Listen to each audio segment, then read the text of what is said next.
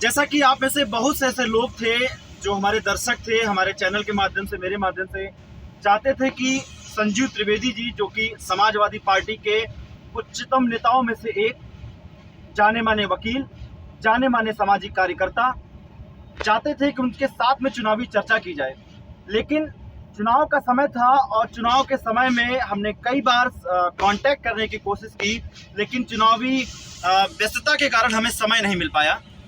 लेकिन आज हमने बहुत ही रिक्वेस्ट करने के बाद में हमने कहा, तब जा करके हमें ये समय मिला है, क्योंकि आप देख सकते हैं व्यस्तता का ये हालात है, मंजर ये है कि हमें गाड़ी में बैठ करके ये वीडियो को शूट करना पड़ रहा है। तो सबसे पहले संजीव जी, आपका हमारे चैनल पर बहुत बहुत स्वागत है। बहुत बहुत धन्यवाद। आपके सारे दर्शकों को बहुत बहुत धन्यवाद। और मैं क्षमा मांगूंगा आपसे और आपके सारे दर्शकों से कि मैं समय से समय नहीं दे पाया। इसके लिए मुझे उम्मीद है कि आपके सारे दर्शक मुझे अपने दिल से माफ करें। सर, आपसे सवाल ये रहेगा, आपको क्या लगता है, मैं पहले बांगरमो का निवासी हूँ, आप भी बांगरमो नगर में रहते हैं, तो मैं पहले बांगरमो के बारे में ही चर्चा करूंगा। क्या लगता है, बांगरमो में क्या सपा कहीं टक्कर में नजर आ रही है आपको?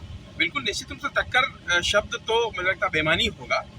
समाजवादी पार्टी बांगरमो विधानसभा जीत रही है जी, और अपने इतिहास को दोहराएगी भी और बड़ा करेगी। और आप देखिएगा कि हमारी जीत जो है वो प्रचंड जीत में बदलने जा रही है, और प्रचंड जीत के रूप में हम बांगरमो से विधायक समाजवादी पार्टी को देने जा रहे हैं। बांगरमो की जनता ने पूरा मन बना लिया है। बांगरमो की जनता ने पूरा अपना माइंडसेट कर लिया है कि अब हमको भारतीय जनता पार्टी के जुल्मों का जवाब जो है वो वोट के माध्यम से देना है, और हमारे भाई, हमारे साथी मुन्ना अलवी को विधानसभा पहुंचा देंगे निश्चित रूप से। इसमें कहीं कोई दो राय नहीं, कहीं किसी आदमी को कोई इसमें शक शुबा होनी नहीं चाहिए।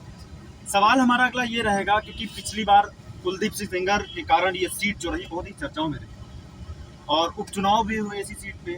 श्रीकांत कटियार जी को 70,000 से अधिक, आरती वाजपेयी को 39,000 से अधिक, और जो हमारे समाजवादी पार्टी से थे सुभाष पाल जी, उनको 35,000 से अधिक। और उसका खामियाजा ये भुगतना पड़ा समाजवादी पार्टी को कि बांगरमो में वो तीसरे नंबर पहुंच गई, जहां वो कभी हारती थी दूसरे नंबर पर। आपको नहीं लग रहा है क्या कहीं अब की बार भी तीसरे नंबर, चौथे नंबर पहुंचा? देखो, 2020 में जो उपचुनाव हुआ जी, तो बांगरमो की जनता ने एक बात कही कि नहीं, हमारा स्थानीय प्रत्याशी होना चाहिए था, और बहुत सारी बातें इधर उधर की कही हुई। तो उसके कारण भारतीय जनता पार्टी ने भी छलावा क्रिएट किया। और जानते हैं आप कि राजनीति के समय बहुत सारी अफवाहें फैलती हैं। बहुत बार ऐसा हुआ कि नहीं, ये हुआ वो हुआ, जिसके कारण हमारा जो वोटर था वो कहीं न कहीं दिग्भ्रमित हुआ, और उसका सीधा फायदा कांग्रेस को मिला। तो अब की बार नहीं होगा क्या? नहीं, बिल्कुल नहीं। उस जो हमारा वोटर है वो समझ गया इस बात को कि ये भारतीय जनता पार्टी और कांग्रेस का फैलाया हुआ झूठ था, जिसके कारण हमारा जो प्रत्याशी था कहीं थोड़ा सा कम मिल पाए। लेकिन आप देखिएगा कि इस बार हमारा जो प्रत्याशी है वो युवा है, पढ़ा लिखा है, पेशे से डॉक्टर है और स्थानीय है। वो सारे जो पैरामीटर्स होने चाहिए राजनीति के, सारे पैरामीटर्स इस बार हमारा प्रत्याशी फुलफिल कर रहा है, और निश्चित रूप से प्रचंड बहुमत की तरफ समाजवादी पार्टी बात कर रही है। तो आपको क्या लगता है, क्योंकि हमने बांगरमो की बात रखी और आपने बहुत अच्छी तरीके से हमें बताया, समझाया, कि आपने मुझे ये समझाया कि अब की बार मुन्ना अलवी जीते, लेकिन आप हमें समझा रहे हैं, हमारे चैनल के माध्यम से दर्शकों को समझा रहे हैं, लेकिन एक जो क्रिएट किया जा रहा है राशन को लेकर, सरकार जो है भुनाती है अपने राशन को लेकर के, हमने घर घर में राशन पहुंचाया है गरीबों तक, तो उसका क्या असर नजर नहीं आएगा?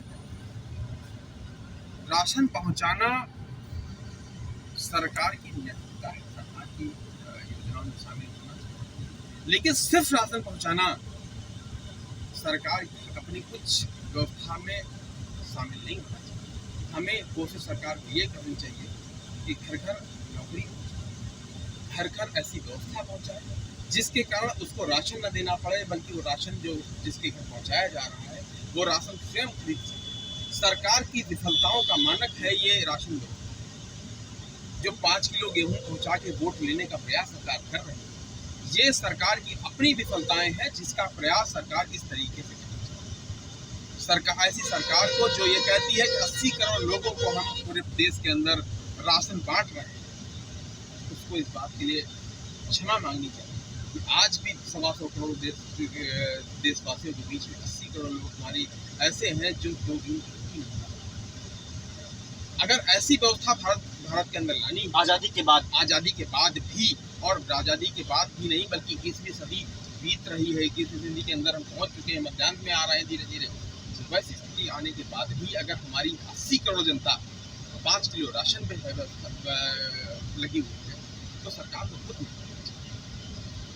लेकिन सरकार तो अभी कुछ सालों में आई है ना, इसके पहले तो कांग्रेस का शासनकाल था। कांग्रेस के शासनकाल में भी व्यवस्थाएं बहुत अच्छी नहीं। देखिए, आप एक बात समझ लीजिए, जब तक पूरे देश के अंदर समाजवादी व्यवस्था लागू नहीं होगी, जब तक आदरणीय नेताजी का जो विचार है, हमारे नेता अखिलेश यादव का विचार जब तक देश में लागू नहीं होगा, तो आप देखिएगा स्थितियां परिवर्तन नहीं। तो आपको लगता है समाजवादी पार्टी समाजवादी रही भी है? क्योंकि क्या लगता है आपको, एक संजीव त्रिवेदी जैसा एक छोटा सा कार्यकर्ता छोटे नगर से निकला हुआ, कभी वो राष्ट्रीय अध्यक्ष बनेगा या इसी पार्टी से मुख्यमंत्री बन जाएगा? लगता है आपको? क्यों नहीं, बिल्कुल। ऐसा आपको कैसा लगता है कि नहीं हो सकता? हमारी, देखिए, हमारी पार्टी उच्च मानक के ऊपर है, जो काम करेगा वो आगे बढ़ेगा। आज अगर आदरणीय अखिलेश यादव जी राष्ट्रीय अध्यक्ष हैं तो इसलिए नहीं है कि वो काम नहीं, उन्होंने काम किया है। वो बहुत दिनों तक सांसद के रूप में अपनी उपस्थिति संसद भवन के अंदर दी, तब जाके उनको वो पद मिला है। तो आप ये जो आरोप लगाता है विपक्ष कि नहीं उनको तो इसलिए मिल गया, नहीं, पहले आप देखिए कि उनको वो संसद बने, वो एक कार्यकर्ता के रूप में गली गली गांव गांव कूचे कूचे तक गए और एक विचार लेके गए, अपनी यात्रा लेके गए, और का ये कहा जाके कि नहीं आप हमको वोट करिए, समाजवादी पार्टी को जिताइए। उनके प्रयास से, उनके प्रभाव से और उनके अथक परिश्रम के बाद समाजवादी पार्टी इसका देश में। तो ऐसे कार्यकर्ता को आप कार्यकर्ता मानेंगे, क्या आप क्या मानेंगे? आप या देश की जनता क्या मानेंगे? देश की जनता तो उनको सोचना चाहिए जो बीसीसीआई के चेयरमैन बन जाते हैं, बीसीसीआई के सेक्रेटरी बन जाते हैं। किसकी बात कर रहे हैं? जैसा आप ये मुझे नहीं मालूम किसकी बात कर रहे हैं। मैं तो डायरेक्ट आप घुमा के बात कर रहे हैं। आप मुझे बताइए परिवारवाद कहाँ है? परिवारवाद वहाँ है जहाँ संघर्ष है, या परिवार वहाँ है जहाँ पे योग्यता का कोई मानक? तो आप डायरेक्ट क्यों नहीं बोल रहे हैं? नहीं, मैं डायरेक्ट, आप समझदार हैं, आपने बीसीसीआई को कहा। नहीं, आपके दर्शक समझदार हैं, आपके लोग समझदार हैं। जरूरी नहीं है कि सब बात कही जाए, लेकिन मुझे सिर्फ इतनी बात जरूर बता दी जाए कि परिवारवाद कहाँ पर है? वहाँ जहाँ योग्यता का कोई मानक नहीं है, या वहाँ जहाँ की संघर्ष है और एक कार्यकर्ता संघर्ष के बल पर अपने आप को राष्ट्रीय अध्यक्ष बनाता, अपने आप को प्रदेश अध्यक्ष बनाता, अपने आप को आगे ले जाता है। लेकिन वो तो उनके पिताजी की पार्टी है। किसकी पिताजी की पार्टी? समाजवादी पार्टी। नहीं, ये कैसा? समाजवादी पार्टी समाजवाद की पार्टी है। समाजवादी पार्टी आदरणीय लोहिया जी के विचारों की पार्टी है। समाजवादी पार्टी उस गरीब की पार्टी है जो गरीब ये सोचता है कि जब नेताजी मुख्यमंत्री बनेंगे तो हमको जो है संतुष्टि मिलेगी, उसको लगेगा कि हमारा सुरक्षा, हमारी व्यवस्थाएं पूरी होंगी, उसको लगेगा कि प्रदेश के अंदर विकास होगा। उस विकास की पार्टी है, किसी की व्यक्तिगत पार्टी नहीं। आप कह सकते हैं व्यक्तिगत पार्टी के लिए और पार्टियां हैं, आपको मालूम है, जो लोग समाज के अंदर और भी कई सारे रंग के झंडे लिए घूमा करते हैं, उनकी पार्टियां व्यक्तिगत हो सकती हैं। अच्छा, एक चीज देख रहे होंगे, हमारे दर्शकों से कहना चाहेंगे, संजू जी जो हैं हमारे, जो बड़ा घुमा करके बात कर रहे हैं, सीधे पॉइंट टू पॉइंट उन्होंने कोई बात नहीं कही है, आप अपने हिसाब से उसका अर्थ निकालिएगा। सवाल हमारा अगला ये रहेगा आपसे कि जो राजनीति है इसमें किसी ना किसी का कोई ना कोई गुरु होता है, तो आपको क्या लगता है संजीव त्रिवेदी का गुरु कौन है? संजीव त्रिवेदी का गुरु राजनीति में क्षेत्र की जनता है, क्षेत्र का संघर्ष है और लोगों, यही मानक है। और इन्हीं मानक के सहारे मैं अपनी राजनीति को, अपने सिद्धांतों को आगे करना चाहता हूँ। और अगर कभी ईश्वर ने ऐसी स्थिति को उपलब्ध कराई और मेरे संघर्षों के माध्यम से मैं कभी आगे आ पाया, तो मैं क्षेत्र की जनता को प्रणाम करूँगा। क्षेत्र की जनता को प्रणाम आज भी मैं करता हूँ, आने वाले समय में करता हूँ। क्षेत्र की जनता से मैं प्यार आज भी करता हूँ, और मुझे इस बात का पूरा भरोसा है कि क्षेत्र की जनता भी मुझसे ज़्यादा। अच्छा, वकालत करते करते ये राजनीति का इंजेक्शन आप पे कितने लगा दिया? नहीं, वकालत राजनीति संघर्षों से पैदा होती है, और मुझे ऐसा लगता है कि वकील जो होता है वो समाज का सबसे संघर्षशील व्यक्ति है, जो सदैव दूसरों के लिए लड़ता है। वकालत का पेशा और राजनीति का पेशा लगभग एक जैसा, और ये हमने आज़ादी के समय भी देखा है।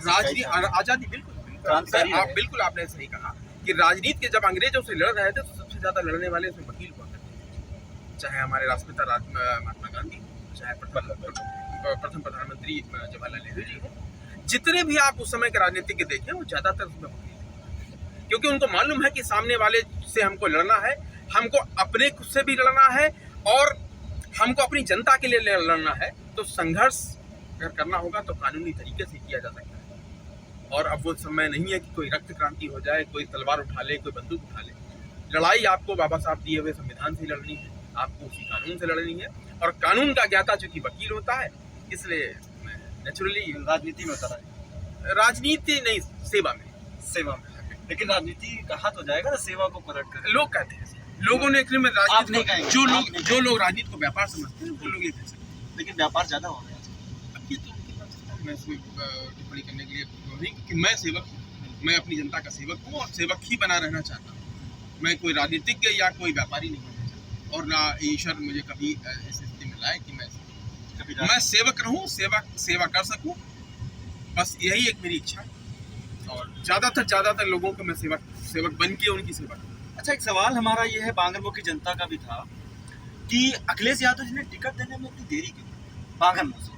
ये कुछ पार्टी के अपने प्लान्स होते हैं। आपके अंदर खुन्नस नहीं क्योंकि आप भी टिकट की दावेदारी ठोक नहीं रहे मेरे नहीं, देखिए ये राष्ट्रीय अध्यक्ष जी का निर्णय है। राष्ट्रीय अध्यक्ष जी ने जो भी निर्णय लिया वो हम सबको मान्य है। बिल्कुल निश्चित रूप से मान्य दिल है। में कोई मलाल? बिल्कुल कोई मलाल नहीं। हमारा भाई, हमारा साथी मुन्ना अलवी आज लड़ रहा है और हम सबकी प्रयास है, हम सबका अपना जो भी योगदान जिस तरीके से आदमी कर सकता है कि आज हमको सिर्फ ये देखना है कि मुन्ना अलवी को हम विधायक बना के यहाँ से भेजें, जिससे आदरणीय अखिलेश यादव ये कैमरे के सामने ही है। बिल्कुल निश्चित, नहीं बिल्कुल निश्चित, आगे पीछे ऊपर नीचे जैसे भी चाहे कैमरा कर लीजिए, यही रहेगा। बिल्कुल मुन्ना अलवी जी को बना के, बिल्कुल मुन्ना अलवी जीत रहे हैं और उनको बना रहा है। और हम सबका, बल्कि मैं आप भी वोटर हैं, मैं आपसे हाथ जोड़ के कहूँगा कि वोट आप जब भी करिएगा 23 तारीख को, तो आप समझ लीजिए वो तो समय बताएगा और जनता निर्धारित करेगी क्या। अच्छा, आपको नहीं लगता टिकट देने में इतनी देरी की गई? क्या राष्ट्रीय अध्यक्ष जी असमंजस में थे क्या? नहीं, ये योजना का पार्ट है। एक योजना थी कि किस तरीके से हमको सामने वाले के वो देखना है, हमारी विपक्षी पार्टियों का भी हमको देखना है कि किसको उतारना है, कैसे उतारना है। कहने का मतलब मार्केटिंग का एक तरीका। मार्केटिंग नहीं, ये योजना का तरीका। मार्केटिंग होती है प्रोडक्ट की, राजनीति मार्केटिंग नहीं होती। राजनीति में राज और नीति दो शब्द हैं। तो कुछ चीजें होती है जो छुपी रहती हैं और जो चीजें कुछ होती हैं जो सामने दिखती हैं, तो दोनों का कॉम्बिनेशन राजनीति है। इसलिए ये एक योजना का तहत थोड़ा सा डिले किया गया। और उसका किसान आंदोलन के दौरान, किसान आंदोलन देखा, पूरे देश ने देखा उसको, और कि हमें पता लगा कि किसान आंदोलन के दौरान आपको नजरबंद किया गया। तो आखिर क्यों? आप तो आवाज सरकार, देखिए सरकार नहीं चाहती कि उसके खिलाफ कोई आवाज उठाए। सरकार अपने सामने उठने वाली हर आवाज को दबाना चाहती है, हर आवाज को बंद करना चाहती है। लेकिन वो ये भूल गई कि समाजवादी पार्टी का जो कार्यकर्ता है वो किसी से डरता नहीं है। वो अपनी आवाज उठाएगा भी, अपनी आवाज बोलेगा भी, और इस हद तक बोलेगा जिस हद तक वो बात अपनी जनता तक ले जाए और जनता के संघर्षों को सरकार तक ले जाए और वहां से काम करवा के जनता को अधिक से अधिक लाभ, अधिक से अधिक उसकी सेवा करने का प्रयास। अच्छा, आपको क्या लगता है किसान की जब हम बात कर रहे हैं तो बांगरमऊ के किसानों की समस्याएं क्या हैं, कुछ बताएं? बांगरमऊ के किसानों की समस्याएं हैं उसकी आय न बढ़ना। लेकिन मोदी सरकार कहती है आय दोगुनी 2022 को आए लगभग 2 महीने बीत रहे हैं जी। और मुझे लगता है कि किसान की आय दोगुनी न होकर उसके खर्चे दोगुने, और निश्चित रूप से आप समझिए जब आपके खर्चे दोगुने होंगे तो आय आपकी दुगनी नहीं आती। तो खर्चे बे करने के लिए कह रही है 2000 रुपए डाल रहा, एक्सीडेंट हो गया 2000 वापस ले लो, जैसे 2000 रुपए न देके अगर उसको सस्ती यूरिया, सस्ती सिंचाई, उसको अच्छी व्यवस्था, ये जो सांडों से चरे जा रहे हैं, जो आवारा पशुओं से चली जा रही है हमारी खेती, इसको रोकने का प्रयास और उसकी उपज का अच्छा मूल्य MSP अगर अनिवार्य कर दे तो मुझे लगता है कि वो ज़्यादा मांग होगा इस पर। अच्छा, राहुल गांधी का भी भाषण काफ़ी अच्छा था और काफ़ी उनकी बातों में सच्चाई लगी। उन्होंने बात की कि भारत के 2 हिस्से हो चुके, एक गरीबी का भारत और एक अमीरों का। इस पर संजीव त्रिवेदी जी के क्या विचार? मुझे लगता है कि दो हिस्से नहीं, बल्कि देश के अंदर सिर्फ 1% ही लोग अमीर हैं, 99% लोग गरीब हैं। तो मैं 1% लोग को देश का हिस्सा नहीं मान सकता हूँ। 1% इलीट क्लास है जो 99% लोगों के ऊपर राज कर रहा है। और दुर्भाग्य ये है कि उस राज करती हुई व्यवस्था यानी राजतंत्र जो एक तरीके से डेवलप हो रहा है लोकतंत्र की आड़ में, उस पर सरकार को रोक लगानी चाहिए थी, लेकिन सरकार उसको रोक लगाने में विफल है, जिसके कारण गरीब और गरीब होता जा रहा है, मध्यम वर्ग पिसता चला जा रहा है और ऑलमोस्ट मध्यम वर्ग भी गरीब हो रहा है। और धीमे की चलो ना गाड़ी। उन्नाव के चंदन खेड़ा में पीएम ने एक लाइन बोली कि क्या बदला लेने का मौका देंगे क्या? इसका क्या मतलब तात्पर्य निकाला? देखिए, बदला लेने की भाषा वही लोग करते हैं जो हमेशा हिंसा से ग्रस्त रहते हैं। समाज के अंदर बदला लेने जैसा शब्द समाज को विघटित करता है, समाज को एकत्रित करने का प्रयास नहीं करता है। और अगर ऐसा मानी प्रधानमंत्री जी ने किया हुआ है, प्रधानमंत्री जी ने किया हुआ है, तो मुझे लगता है कि क्योंकि समाज हमेशा जोड़ने का काम करना है, समाज के अंदर बदले जैसी कोई भावना, बदले जैसा शब्द नहीं होना चाहिए। तो हिंदुओं में एक शंका है कि अगर अब की बार समाजवादी पार्टी की सरकार आती है तो फिर से दंगे चालू हो जाएंगे और फिर से अराजक तत्व फिर से उभर के आ जाएंगे, तो इसको लेकर के क्या? नहीं, ये किस हिंदू के अंदर शंका है? मैं हिंदू हूँ, जाति से ब्राह्मण हूँ, और इसीलिए मैंने सोचा क्यों ना एक हिंदू से ये सवाल किया। बिल्कुल ऐसा कहीं कोई शब्द नहीं है, ऐसी कहीं कोई नहीं। समाजवादी पार्टी जब भी सरकार आती है, भी आएगी 2010 तारीख के बाद, आप देखिएगा किस तरीके से अमन और शांति कायम हो, किस तरीके से ये बदलाव जो आप नहीं, बदला शब्द जो हो रहा है, ये शब्द कहीं नेपथ्या में चला जाएगा और अमन और शांति के साथ पूरा उत्तर प्रदेश एक सुर में विकास पर सिर्फ ध्यान देगा और जनता लाभान्वित होगी। जनता अपने हर सुख दुख में अपने नेता को, अपने साथी को आगे पाएगी और आदरणीय अखिलेश यादव जी के नेतृत्व में उत्तर प्रदेश अपने चरमों स्थान पे पहुंचेगा और विकास की नई नई परिभाषाएं। कितनी सीटों के साथ पहुंचेगा चरमोत्कर्ष पर हम ऑलमोस्ट आज की डेट में मुझे लगता है कि 3 चरण बीत चुके हैं जी। और अगर उसको हम आइडियल मान लें और मान लें कि उसी तरीके से पूरे प्रदेश में ट्रेंड है जैसा के साथ चरण, तो 350 के आसपास। अखिलेश यादव जी का एक शब्द था, एक लाइन थी कि हम 400 सीटें जीत कह सकते हैं। अगर राष्ट्रीय जी 400 सीटें देख रहे हैं तो मैं चूंकि छोटा कार्यकर्ता हूँ, मुझे लगता कम देख पा रहा हूँ, लेकिन अगर राष्ट्रीय जी ने ये बात कही है, अगर क्या कही है उन्होंने, तो संभव है कि 400 जीत जाए और ये भी संभव है कि 403 सीटें जीत जाए। तो फिर विपक्ष रहेगा ही नहीं क्या?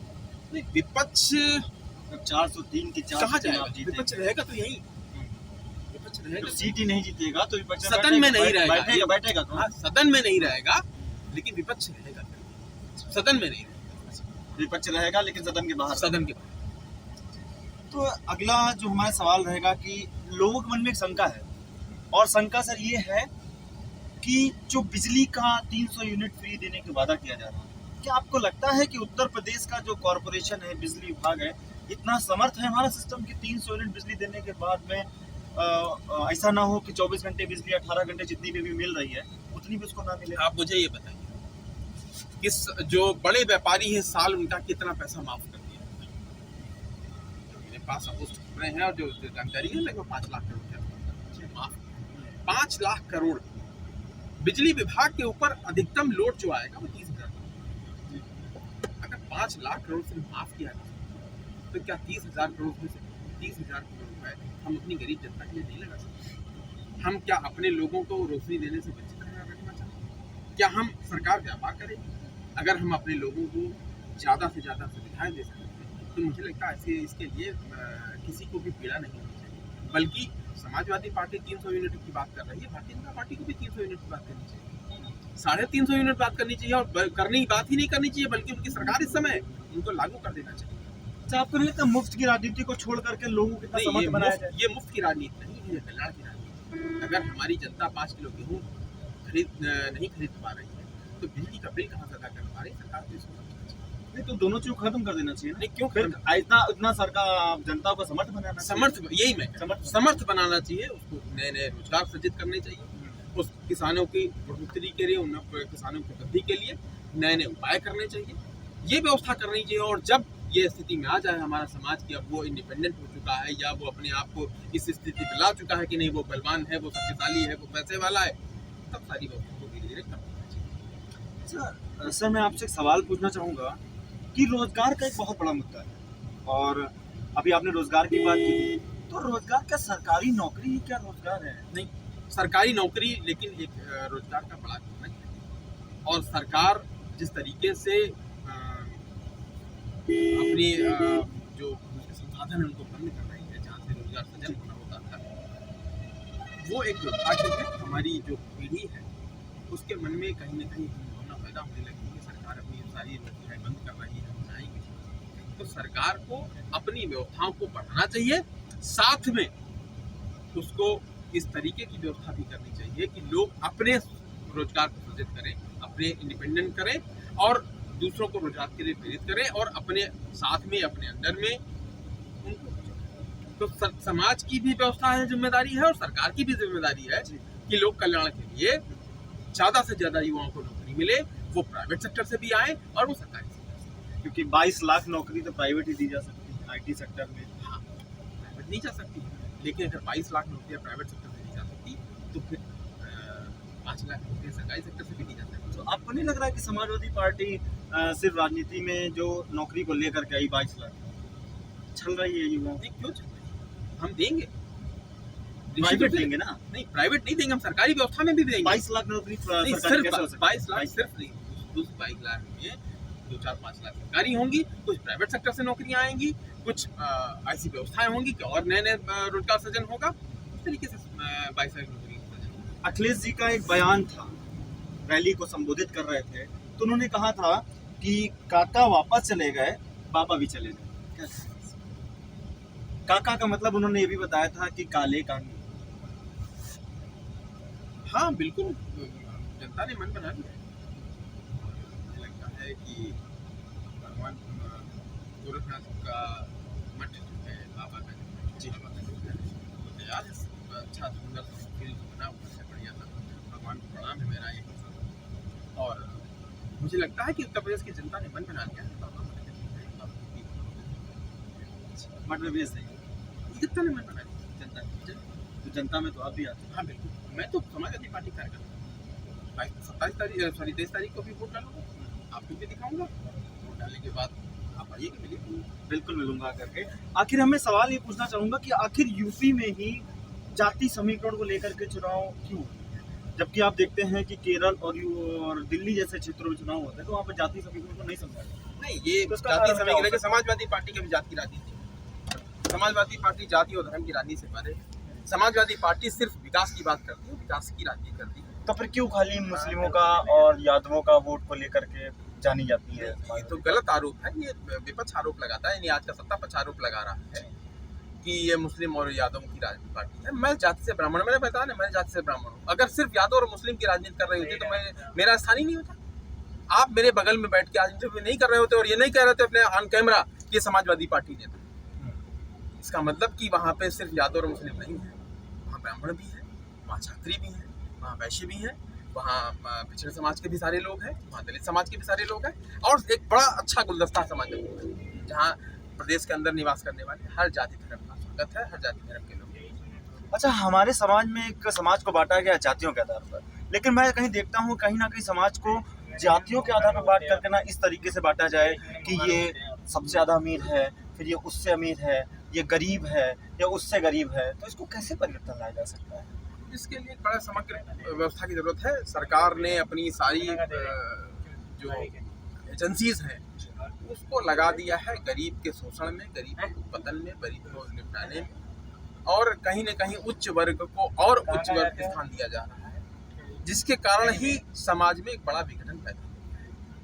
आज गरीब अपने आप को असुरक्षित महसूस कर रहा है, आज अपने आप को छला महसूस कर रहा है, और उसको ऐसा लगता है कि उसका कोई रहनुमा नहीं है, उसके लिए सरकार काम नहीं कर रही है, इसलिए आज वो समाजवादी पार्टी करते हैं। क्योंकि हमने अभी आपसे बांगरमो के बारे में पूछा था कि बांगरों में टक्कर में कौन है, तो अब सवाल ये रहेगा कि उत्तर प्रदेश में आप किसको देखते हैं कि टक्कर में कौन है? नहीं, टक्कर में तो तब हो जब उसको सीटें सदन में मिल रही हो।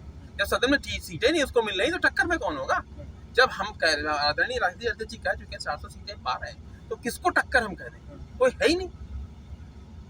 जब सदन में कोई आएगा नहीं तो टक्कर किससे होगी? सब सदन इस बार बहुरंगी व्यवस्था के साथ आपको मिलेगा और नए कलेवर के साथ मिलेगा। समाजवादी के नए नए फूल वहाँ होंगे और निश्चित रूप से इस बार उत्तर प्रदेश अपने विकास के लिए वोट डालने जा रहा है। उत्तर प्रदेश जनता अपने विकास के लिए वोट डालने जा रही है। उत्तर प्रदेश में गानों की एंट्री बहुत हो गई है और गाने आपने बहुत सुने हैं, यूपी में काबा और यूपी में सब्बा।